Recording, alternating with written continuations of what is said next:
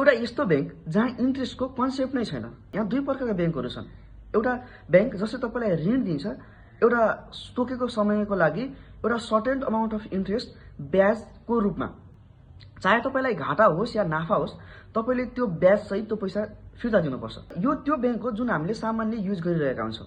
तर यहाँ एउटा अर्को बैंक पनि छ जसले ब्याजलाई नै पाप मान्ने गर्छ, इन्ट्रेस्टलाई नै पाप मान्ने गर्छ। यो बैंक हो इस्लामिक बैंक। इस्लामिक बैंकले इन्ट्रेस्टको कन्सेप्टलाई नै मान्दैन। उसले तपाईलाई सिधा ऋण दिनुको साटो एउटा सर्टेन अमाउन्ट अफ पैसा दिन्छ, चाहे तपाईको व्यवसाय वा केही साझेदारीमा पार्टनरशिपको रूपमा। यदि तपाईलाई फाइदा भयो भने उसले फाइदाको केही हिस्सा आफूले ल्यानेछ, र यदि तपाईलाई त्यस व्यवसायमा घाटा भयो भने त्यो घाटा पनि उसले आफैले बिहोर्नेछ। प्रॉफिट एन्ड लस शेयरिङ तरिकामा उनीहरूले सामान किनेर तपाईलाई केही थोरै महँगो दरमा बेच्छन्।